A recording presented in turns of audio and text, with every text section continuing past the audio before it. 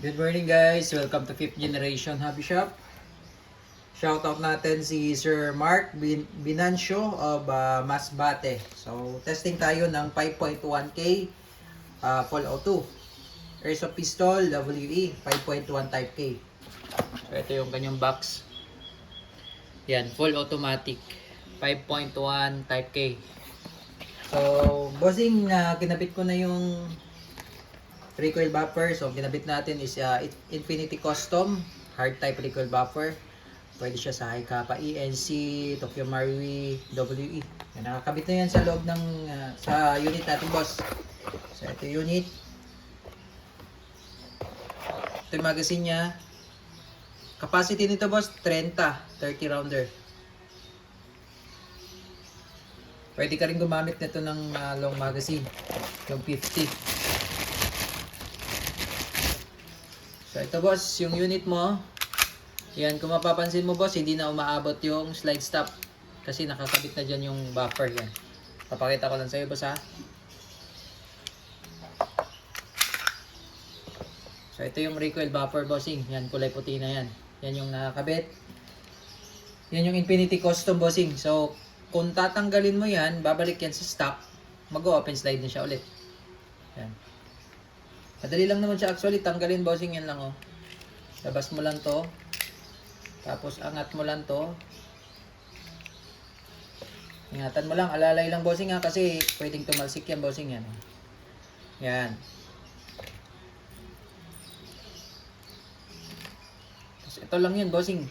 Yan, hard type na recoil buffer. Magandang klase to, Infinity Custom. Makunat talaga to. So ito yung stock. Yan yung stock. Oh, so ibalik ko lang bossing ha. Hindi ko ilalagay yung recoil buffer.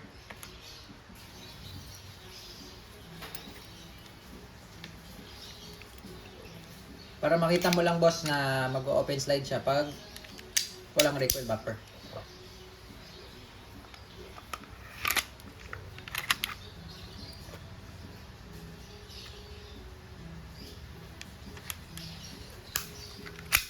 Yan, so kanina boss hindi siya abot no. Yun ngayon abot na siya. Yan. Oh, so pag may recoil buffer siya boss, hindi siya mag-open slide boss, yan ha. Hindi siya mag-open slide. Yan. Ito naman yung switch para sa full auto bossing. So nakababa yan full auto, pag nakaangat semi auto. So again, pag nakababa full auto, pag nakaangat semi auto. Okay, so balik natin boss yung recoil buffer. Kahit nga ikaw mag-install nito boss, madali lang, kayang-kaya mo to bossing. Yan. Baba mo lang to bossing, tapos angat mo lang to. Alalay lang kasi ito, tatalsik, may spring yan. Oh. Yan.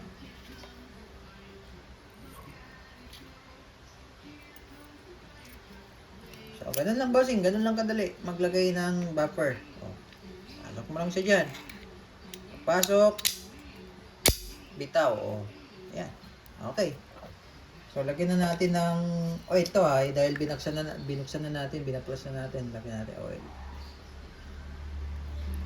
Maintain mo sa oil bossing yung ating unit dahil kailangan talagang i-maintain sa oil yan dahil may yan nagkikis-kisan kasi yan bossing yan. So, pagbabalik naman bossing, ganyan lang, pasok mo lang siya dyan,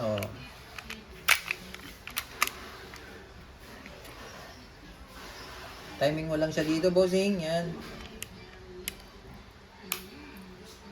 Release. Para kumalat yung langis. Yan boss. So ngayon hindi na siya abot. Kasi may recoil buffer na siya. So hindi siya maglalak to. Hindi siya maglalak. Okay? Advantage naman nito, hindi mapupudpud yung itong uka na to, yung nuts. Yun yung advantage ng recoil buffer. Okay? So ayan bossing, 5.1K. Type K with full automatic. Pwede mo siyang lagyan ng flashlight, tracer units. Yung sight niya naka-fix yan, boss. Ito pala adjustable. Yung rear sight. Adjustable yan. Up and down, left and right. Yung front naka-fix. Ganda ng serrations niya, very aggressive.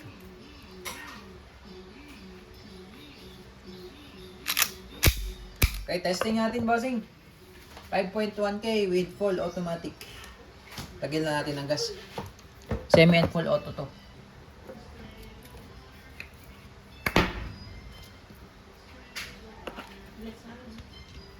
3 to 5 seconds lang boss, upside down.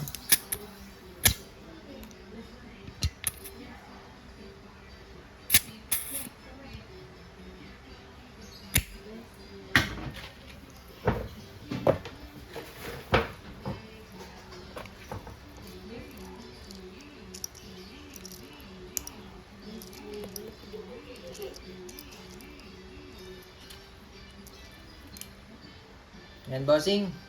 So testing muna natin sa semi-auto, then testing natin sa full auto.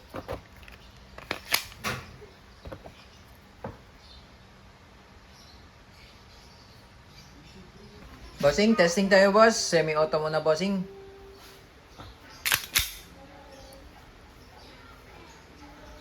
Semi-auto. Nga pala, yung may safety to bossing ha. Ito manual safety. Ito yung switch kanina pinakita ko, no? Ayan, yung safe. Then fire.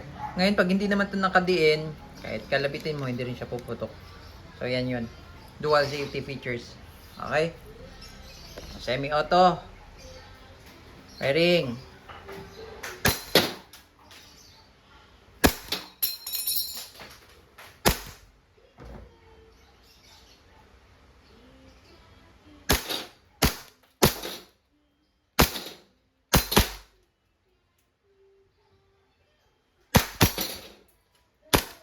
So ayan bossing, so hindi na siya nag-open slide kasi may buffer na siya eh. So wala na siyang bala, 'di ba? Ayan. Ngayon load tayo bossing. Load tayo ulit bossing.